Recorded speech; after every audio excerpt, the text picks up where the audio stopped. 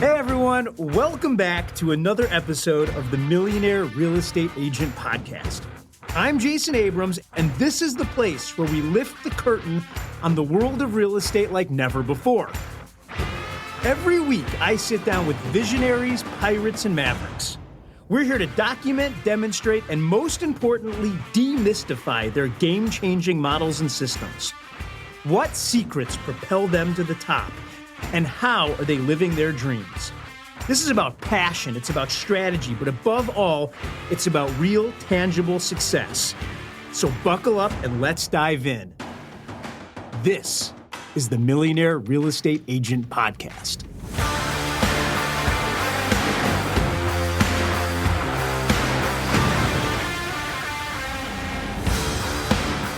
So I know plenty of property managers. I love them. But you know what I don't know? I don't know any of them that did property management in Iraq and Kuwait during a war. I don't know anyone that's done that other than this guy.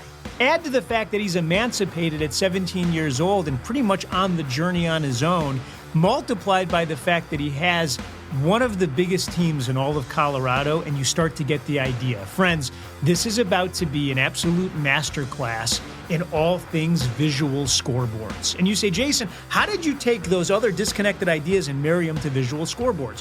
What Brendan figured out is that if he gamified the real estate industry, just like he had gamified everything else, then before you know it, it was easier to get the people in his world to do the things they need to do. And I'm going to remind you, Gary Keller said that leadership is teaching people how to think so that they do the things they need to do when they need to do them, so that they get the things they want when they want to have them.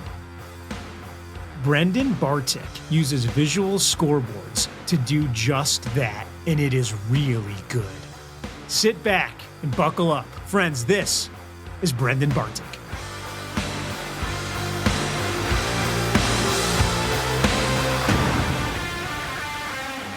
Brendan, how are you, sir? I'm fantastic, Jason. Thanks for having me on. I'm thrilled that you make the time. It's not easy to make the time when you're the CEO of the number one team in the entire Colorado region. So I'm honored that you did. Thank you, sir. Absolutely. Yeah, no, just here to give back like I've learned from so many on the show. So walk me through this, because nobody comes into real estate and then next year does, $6 million in GCI like y'all do. How did we get here today? Because here's what I believe. I believe you ended up in the single greatest industry in the world, but everyone's path to get into it is wildly different. So everybody sit back, take a second. Brendan, how did we get here?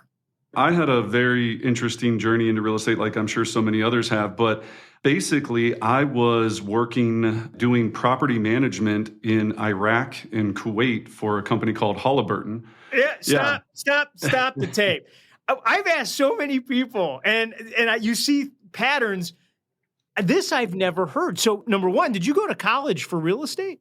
No. I have a GED. I was in the social service system and emancipated when I was 17, joined the Army, got my GED when I was in social services. Yeah, the journey was after the Army. I was in the U.S. Infantry. We did multiple tours in Iraq and Kuwait.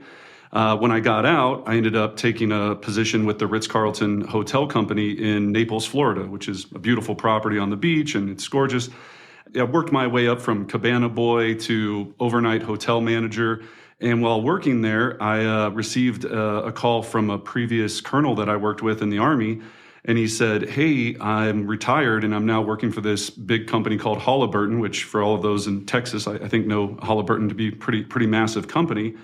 And he said, we are looking for someone with wartime military experience to run hotels because we are invading Iraq to remove Saddam Hussein.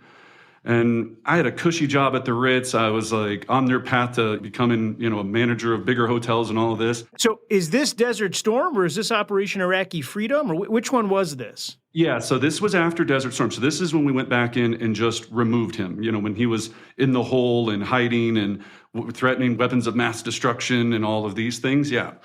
So this was after Desert Storm. And so what they needed was someone that had this bizarre mix of hotel experience and wartime experience to manage hotels in Kuwait and Baghdad that we took over, right? We took over these properties so that we could fly in foreign dignitaries that could help with this. Basically, when we went into Iraq, we had to remove the entire infrastructure, burn all the money. I mean, I was there when they were burning just piles of Saddam's money with his face on it. I mean, billions and billions of dollars, because again, you're not in power anymore. You can't have your face on the money anymore. You couldn't fly into Baghdad because they would shoot down the planes. So I ran a deployment center in Kuwait City that brought foreign dignitaries in, housed them, and then we shipped them into Iraq in these huge convoys. And so it was really weird. And well, the reason I took the job is I was like, I had this great Ritz-Carlton job, and then he told me how much it paid. And I was like, I'm sorry, come again? Because, you had tax-free Patriot pay, you could die type pay. And I was like, yep, let's go. So I was gone 2 weeks later and did a year contract over there. And I was there when they brought in Saddam and the whole thing. It was, we were staying at his palace in the Green Zone, just chilling. It was fascinating. But when I came back to the States, yeah. Okay. Oh, there's so much to unpack here.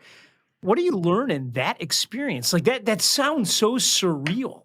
First of all, logistics. I mean, I think when you take on a project, what I watched Halliburton do so extremely well, and also partnering with the military, and I mean, everyone has their opinion on, I guess, how well we handled Iraq, but I mean, you're talking of hundreds of thousands of troops, people coming in from all ways. And so you had to take these big projects, simplify them, and then reverse engineer how you were going to get to the end goal, and while keeping people safe. Number one was trying not to get killed by IUDs. I mean, we had people blowing up. We would sit on our Kevlar so our butts wouldn't blow off. So I mean, it was no joke at that time by any means. But so it taught me, how to just really not get overwhelmed by terrifying situations. Realize that you can pretty much do anything as long as you sit down and just like Keller Williams, just like all of us, everyone's on a whiteboard figuring out, okay, we've got these 17 areas, we've got to get people in, we've got to do this, we've got to do that, and then you execute. It's so crazy because, there's this old line, which is, everything that happens in real estate feels like an emergency, but real estate isn't life and death. But this may be the first example that I've ever heard of real estate maybe being life and death, because you're running a real estate business in an active war zone. Oh, yeah. I mean, we had, constantly with our convoys, convoys being blown up, shot at. It kind of looked like Mad Max. I mean, we would do custom things to all of the vehicles to put barbed wire and guardrails and metal around the windshields. And we'd be followed in by 2 Apache helicopters, 1 on each end. I mean, it was no joke. Okay, so you had a year agreement. You're running these hotels. At the end of the year, what happens? So when I finished my year contract, I ended up coming back to the States. And I figured, I could go back to hotels, but I kind of had this new world of property management in a bizarre way. So everyone was like, Brendan, you should go into real estate for property management. So go to real estate school in Naples, Florida. And the instructor's like, Brendan, you talk way too much to be in property management. He was like, you need to shut up. He goes, so you should be in regular residential real estate. He goes, you're no offense to anyone in property management. He's like, you're not going to like it. It's not the way you were doing it over there. He goes, I think you should get into regular residential real estate. So I started talking to a few people, and then, I decided to go that path. And so I started to find a top producer that I could hopefully be an assistant to or do an internship with. So I found an ad in the newspaper for a real estate assistant to a top producer in Naples, Florida. And I got paid $8.80 an hour to take her cat to the vet and pick up her egg salad sandwich every day for lunch. And back then, in those days, Jason, we had to run expireds manually, right? So I'd get up at like 6 a.m, run expireds, because you had to basically take the MLS. There was no, Mojo, Vulcan 7, manually run these numbers through 411.com or trying to find these reverse address lookups.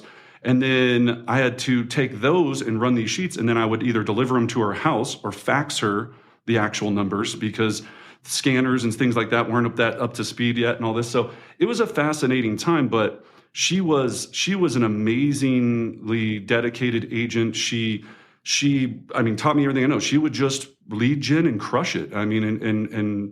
She let me go on appointments with her. And I think that's the big thing. I was her assistant for a year. Then I became a a buyer's agent on her team. And back then, teams weren't like how they are now. It was like if you had 2 people, you were a huge team, right? 3 people was a pretty big team in those days. So she became a buyer's agent on her team, replaced myself with a new assistant for her. Then I learned, and then I became, an individual agent. I think my first year I sold 42 homes. The next year 82, and then the next year after that 137 as an individual agent. And back then those were big numbers, right? Like comparatively to what we see now. So then by 26, 27, I started to build my own team. But we were doing really well. What I found, though, is I was miserable because I was basically running a call center, right? Everything was, it wasn't people-focused. It was transactional focused. And I, for anyone out there, I can tell you there's a massive difference between transaction-focused business and relationship-focused business, right? And you just feel like you're miserable, you're disconnected. So ended up selling that company to a partner, and then from there came back to Colorado, because Naples, Florida is beautiful, but if you're under the age of 60, it's not the best place for love life and other things, right? And it's so I was a huge mountain biker, I was a huge snowboarder, and so I was like, I'm going to go home, right? I'm going to go back to Colorado. So I come back to Colorado, restart from scratch, and I mean, literally, that was a new world because you literally just come into an environment, and I knew a system. I knew exactly what to do. I knew that I had my lead gen time, my visual scoreboards, and I jumped in and rebuilt it from scratch. And that's kind of how and then it grew from there. I mean, we went from having, and again, same thing, individual agent, building leverage, giving back. And I'll tell this story just real quick, but I was at Coldwell Banker, and I was top agent there, top team there, and I got mailed the MREA book, the Millionaire Real Estate Agent book, from a team leader at the downtown Denver office. And I remember getting this book, Jason, and on the inside cover it said, "This book has changed so many people's lives. I hope it helps you." And I was like, all right, okay, all right, that's pretty nice. First of all, no one ever mailed me a book, and I was like, that was cool. So I felt humbled by that. So I read the book probably 25, 30 times. I was going to edit it out because and by the way, I do that all the time. People say the MREA, the MREA, the MREA, and I know that, but I was going to edit it out because I know we mention it every episode. So let me just cut to it. Do you know why the book, the MREA, comes up so often with the people that we interview? It is not because they are on the MREA podcast show. That is not the reason. Here's the reason. When that book came out, it was literally the first book that documented the models that drive the real estate industry as we know it today across all brands. Because for the first time, you didn't have a book on unique practice. It wasn't what one person or 2 people thought the answer were. This is the definitive work of best practice that permeates through the entire real estate industry. That's why you keep hearing it. So if you're sitting out there in podcast land and you haven't read it lately, or you haven't listened to it on Audible, or you are not making a study of it, I have only one question. Why? I don't get it. You're constantly hearing people say, I listened to it 15 times. Sarah Reynolds, if you haven't listened to her show, she listens to it once a year, and she thinks about it each year as she's going back to school. This is not a shameless plug for the MREA book. What this is an absolute down on my hands and knees, and I'm begging you. If there were a book of models to how to live the biggest life possible in the business that you've chosen, it is that one.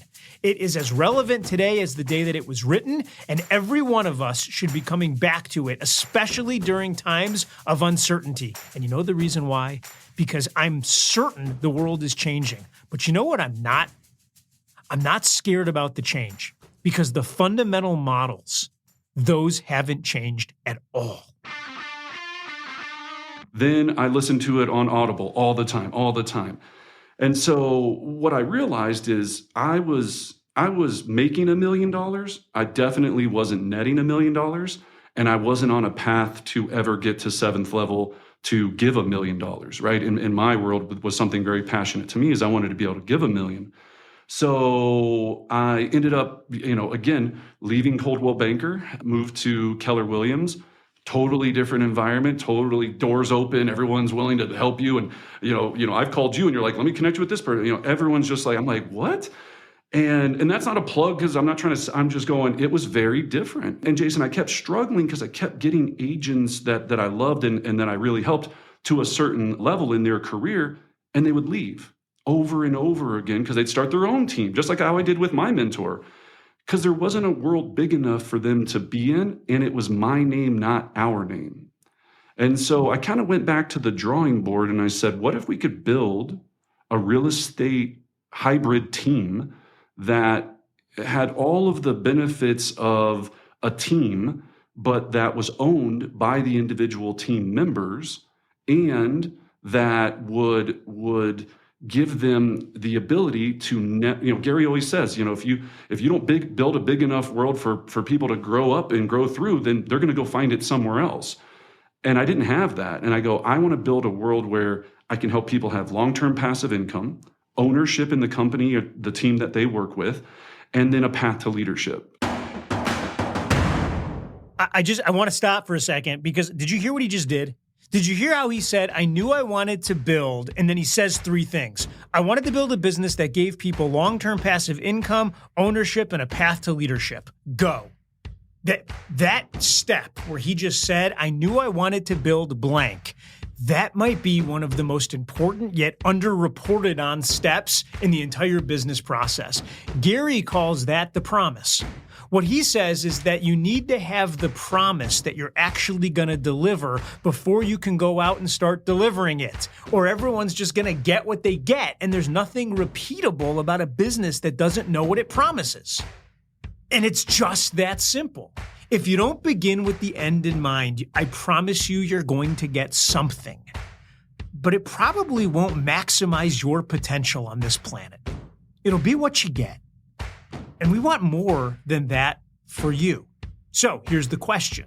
When you look out over the next 5 or 10 years, what exactly is it that you want to give to the world? Mo Anderson said, when people find their unique voice and sing their unique song for the world, they become the best version of themselves. I absolutely believe that. It begins with knowing what it is you're trying to give others. That's what he just nailed. So when you listen to this show, you realize that every single person that we've spoken with does something, or their organization does something that's wildly either unique or they just simply do it better than everybody else. What's that thing for Elite Home Partners? Yeah, and I love that, Jason, and it really is. So it is visual scoreboards. Anyone that knows me will be like, what is a visual scoreboard? Or that doesn't know me. Anyone that knows me knows it's all I talk about all the time, which is the simple concept of when you have awareness and you know exactly what you need to do, real estate just becomes a formula, a simple formula. As we said, we reverse engineer what we want to accomplish. And because we have so much data from tracking this for years and years and years, we have in our organization a simple laminated one-page daily, weekly scoreboard. And some people call this a tracking sheet. Some people, I didn't like the word tracking. It felt like I was, being followed by someone, right? It's just a scoreboard. So we created this model of just going, real estate has to be simple. It has to be gamified, and it has to be connect the dots. And what we do is we make sure that any new partner that joins with our organization or in our national coaching program, Pulse, that we first start with, what is it that you want to accomplish in your business? And usually that is some sort of compensation number, right? You want to make X amount or sell X amount of homes, right?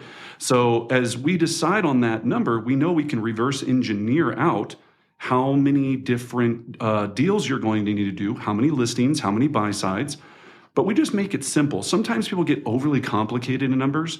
So we call it the 7 vital signs. Let's actually walk through this. And if you don't mind, please. If I give you a number, can you help me reverse engineer this? Oh, absolutely. 2 seconds. Yeah. Okay, cool. So step 1, what do I want to accomplish? By the way, if you and I were sitting in a room, we'd each say, okay, $7 million. But for the fun of this show, just so, because everyone's driving right now and trying not to drive off a bridge embankment while they do this, let's just say it's $100,000. Yep.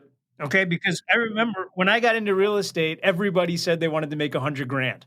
I don't know if that's changed, but that was the general consensus. So let's use that number.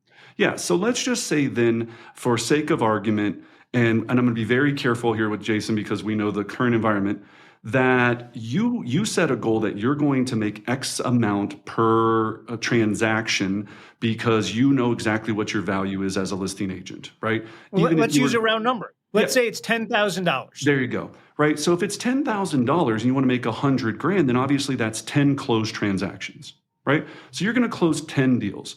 Now, we don't have to get into taxes and all of this, right? When people get into all these more numbers, you lose sight, right? It's just like, we can get into all that later, right? Those are accounting things. Let's just 10 closed transactions. Now, all we need to do is simply figure out, we call them lead measures.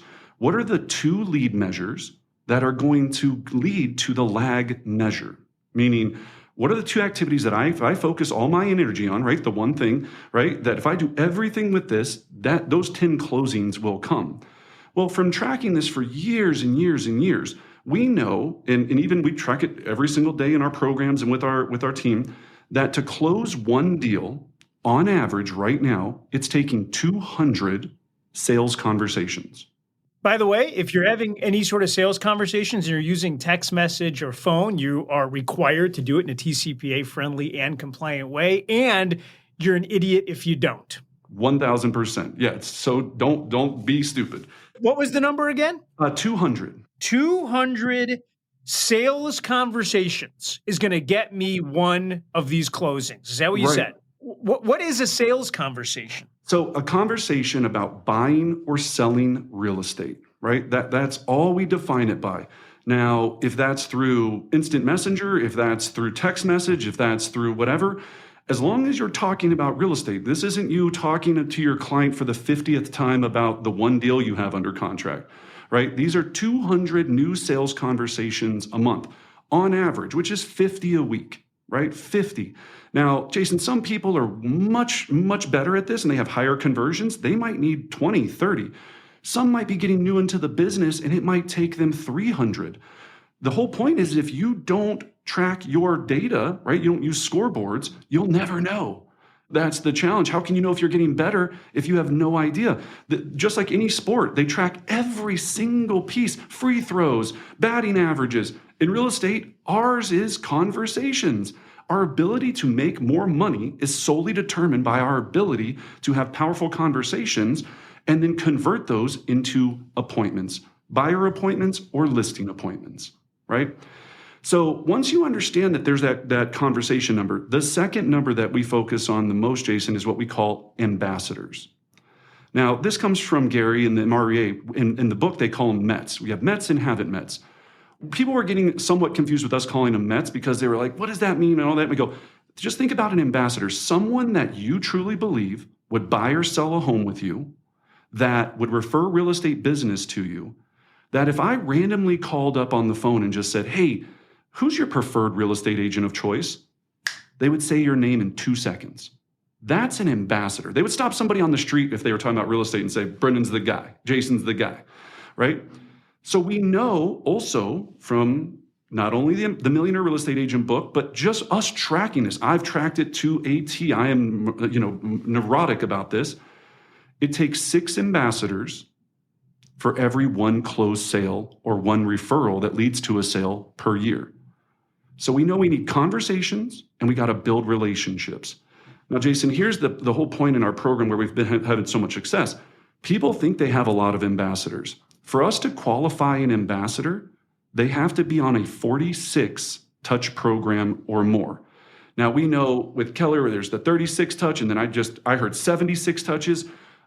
Everyone has a different meaning for what a touch is. That means that a direct mailer, a property update, whatever it is, but touches, keeping in front of these people. For us, we use 46. It happens to be the number that we used to have more. We cut it back. We used to have less. We pulled it up. It's what works for us. Do what you feel is best. I can tell you what, though, it's got to be more than 30, right? I just know that right now. We know that. So you don't get to quantify an ambassador until you have them on your touch program, right? Kind of like certified USDA. You're putting that stamp on them, poof, right? Like this is an ambassador. So now all you know is on our scoreboard, the two lead measures that lead to all of the results are conversations, ambassadors, and then the rest of the vital signs are appointments, signed agreements, closings, right? The lag measures that come from those two things. So, by the way, I know all of you are driving and you're trying to write these ratios down and you're trying to write these numbers down. You don't have to do that. All you need to do is go to MREAnotes.com, MREANOTES.com, enter your name and your email address, and then every single week, we take the notes for you and we release a one-pager on Thursdays so that you get it emailed to you so you'll have all of this. MREAnotes.com. Love it. Jason, I didn't create this. This comes from a very powerful book called The 4 Disciplines of Execution. It's one of my favorite books where it talks about set a big goal, right? Whatever your goal is, we call that getting absolute clarity, right? Your BHAG, your big, hairy, audacious goal. Number 2, we've got to dial in just the 2 to 3 things that you're going to focus on, that if you do that, everything else is going to happen.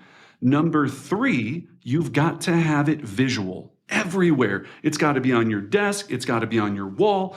And some of us, Jason, we use Sisu. We use these different digital platforms. We've got TVs showing data and we got game. It's awesome. All of that helps. That's why we do it, is if you don't make it visual, you put your head in the sand, something like what just came out, the news freaks us out, and we get all in our head and we forget that all I've got to do is have my number, close the gap every week, hold myself accountable to it, and all the results will show up, right? And then that fourth discipline, which is so hard for everyone to do, we call it the cadence or the rhythm of success. You can't just do this by yourself. Well, you can. I'm not saying you can't, right? But again, Tiger Woods has 3 coaches. Every person on earth has all of these accountability partners. Someone's got to hold you into this rhythm so you can continue to go, hey, I'm getting there. I'm not. We're going to have good days, good weeks, bad weeks. But the idea of making sure that we keep it visual, we report numbers, right? So in our Pulse program, right, that we partnered with KW Maps on, our Pulse program, every week, all of our power agents, we call them, come to a weekly session and we live report. Now, for some people, they get uncomfortable, of course, in the beginning, but then all of them start making so much money and start having such better results because it just creates gamification and a rhythm. Week after week, connect the dots, and it's powerful. I'm connecting so deeply with what you're saying. Gary always says, and by the way, if you're new to the show, when we say Gary, we mean Gary Keller. Him, Jay Papasan, and Dave Jenks wrote the book called The Millionaire Real Estate Agent, which is the namesake for this show. And he always says, the best things in life are the most simple, yet everything naturally wants to become more complicated. And I had Ben Kinney, and if you haven't listened to Ben's episode with us, do that. Absolutely. Go find the time to do that. But I had him on, and he was telling me, similar to what you're saying, Brendan, is that the key for him, he took a white sheet of paper. He numbered it 1 to 100. So 1, 2, 3, 4, and he knew that if he woke up every day, and each one of those was an outgoing attempt to have a real estate conversation, that was every day for him. And he would put an X if they didn't pick up, a check mark if they did, and they talked real estate, and a circle if they set an appointment. And what he found was that if every day he made all 100 attempts, he was setting at least one listing appointment every day. And I got to tell you, in the moment, you're thinking, okay, it's got to be more complicated than that. Or with you, there's so much more. But I think your genius is that if you don't get clear on this, all of the more doesn't matter because you don't have anyone to talk about real estate with anyway. That's it. And then it's just simplifying. Where we found some of our coaching clients and agents getting stuck is, well, who am I supposed to go talk to? And so, of course, as you design this, right, and again, we always quote your playbook, right, the Millionaire Real Estate Agent playbook, is we go, you then have to have strategies to go and be able to leverage so you can have something to talk about. And for us, we still simplify that, right? Golden letters, client appreciation events, buyer, seller, investor, veteran seminars, and you have something to talk about. when you are able to call up and have something to discuss or have something to leverage, you're not hesitant to be on the phone. Today is one of my favorite days, Jason, which is the first of the month, which means there's so many sellers out there right now whose homes are coming off the market because the prior marketing plan or agent that they were utilizing didn't get them to the finish line. And we know on the first of the month, there's 10 times more opportunities than ever before. All we have to do is go and connect with all the right regulations and rules with these people that need a powerful strategy, a powerful agent, someone that can help them get to the finish line, and they're right there. You can go and knock on the door, again, if it's allowed in their neighborhood, and just introduce yourself and go, I'm sorry something didn't work out with your previous situation. I'm here to help, and I have this powerful strategy that can get you to where you want to go. Do you have 5 minutes for us to have a conversation? Right? Can I come in and talk to you? So there's limitless opportunity. It's just you got to pick up the phone. Absolute genius. Friends, you just heard it. If you don't get clear on the one or two things that need to happen, the other 98 never do. And by the way, if you all out there haven't seen Pulse and some of the things that they're doing over at Elite, do yourself a favor. How do they get info on that? Yeah, just go to pulsepoweragent.com. So pulsepoweragent.com. It's all there. You also will get our free toolkit with all of our tools, our scoreboards, other things that'll help you with your real estate needs, regardless of what you do. And then, of course, our Facebook community. Sir, we would like to invite you to join us in the lightning round. This is where we ask you a bunch of questions in fast succession. We want the first things that come to your mind. Will you play, sir? Yes, absolutely. 100%. I'm in. What is your favorite color? My favorite color is actually green. Yeah, I love the color of green, not because it's the color of money. I just, I love the mountains. I love the outdoors and mountain biking, and I love golf. And every time I think of a green, I think of golf. What is your favorite food? Favorite food would be pho. I love pho. I would eat pho every day of my life if allowed, or any soup. I love any soup on earth. It'll be 110 degrees out and I'll be having soup and people will think there's something wrong with me. It's so good. What is your favorite sound? At the end of our Pulse session, we have a thing we do where everyone commits and says, I'm in at the end of the session to commit to the next week. And it's nothing makes me more joy than watching, 300, 200 people go, I'm in, as loud on virtual, because they might be in a coffee shop and people are looking around freaking out, right? And they're all yelling, I'm in. And it gets me going. And so it sets the tone for the week. That's probably the best sound right now. I love that. Is there a book other than the 4 Disciplines of Execution, which you already mentioned? Doesn't have to be a new book. It could be any book that changed your life and made an imprint that you'd recommend to our audience?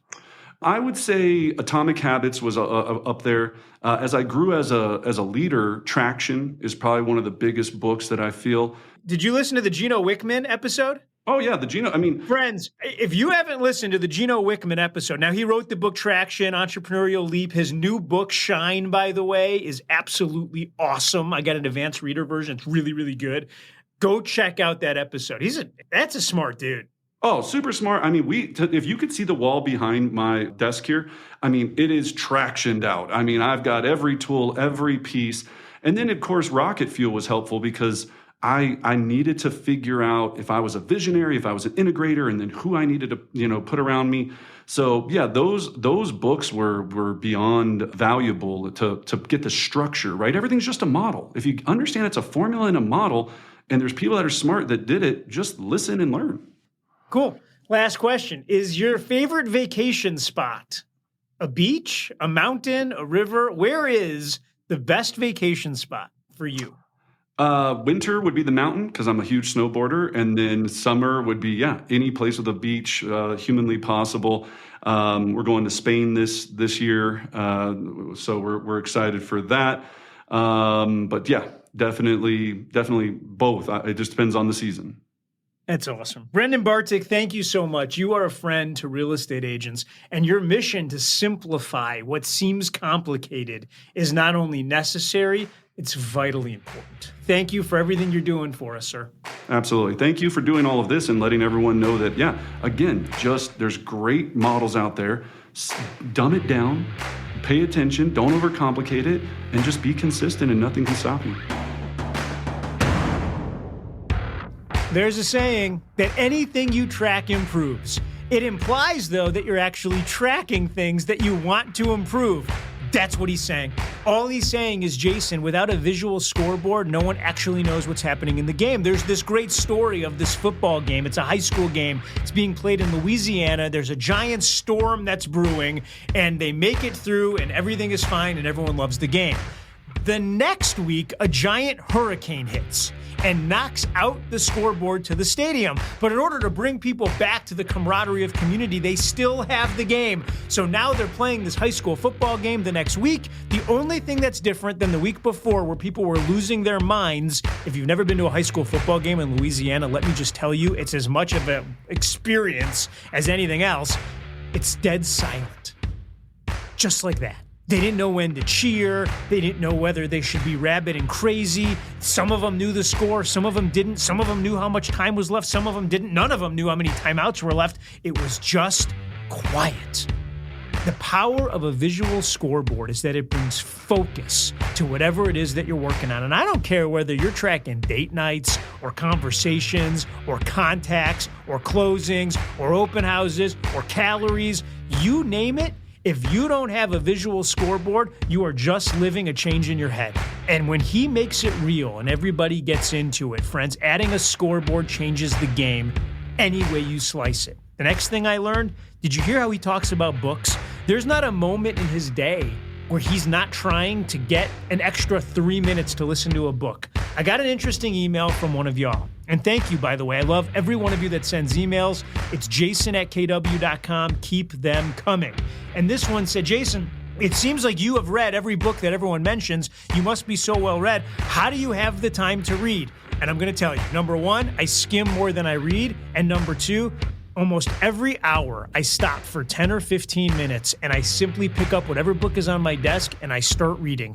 And at the end of the day, and at the end of the week, and at the end of the month, and at the end of the year, those 15-minute stops and reads have added up to this giant amount of time. That's the secret. If you're looking for 2 hours to sit down and read, you might not find it. But every one of us can find 10 or 15 minutes. What Brendan does is genius. He looks up at the world and says, gosh, there's so much I don't understand. The stuff that I do, I'm going to share, and I'm on the hunt for everything else. Friends, go forth and do likewise.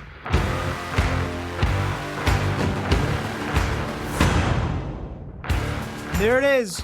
That wraps another episode. Friends, I don't know what you're taking out of this. I really don't. I'll tell you what I want you to be taking out of it, which is these are the people that are having tremendously big lives. And the reason it's happening is because they're setting up the models and systems to do just that. Gary Keller told me that leadership is teaching people how to think so that they do the things they need to do when they need to do them, so that ultimately they get the things they want when they want to have them. And that's what I want for you. You're all leaders. But it begins with leading ourselves. If you're enjoying this podcast, I want you to click the subscribe button anywhere that you get your podcasts. We want to be the voice in your head every single week. And every week, we're dropping new content. We also send out a newsletter at the conclusion of every show to make sure that you get the highest points in the models and systems that were discussed. So if you want to sign up, I need your name and your email address. Head over to the millionaireagentpodcast.com. millionaireagentpodcast.com. Enter your name and your email address, and every week that newsletter will be in your box. Friends, you just went on a journey. I hope that what happens between now and the next time we meet is absolutely wonderful for you. Thanks for listening. I'll see you next week. This podcast is for general informational purposes only. The views, thoughts, and opinions of the guest represent those of the guest and not KWRI and its affiliates, and should not be construed as financial, economic, legal, tax, or other advice. This podcast is provided without any warranty or guarantee of its accuracy, completeness, timeliness, or results from using the information.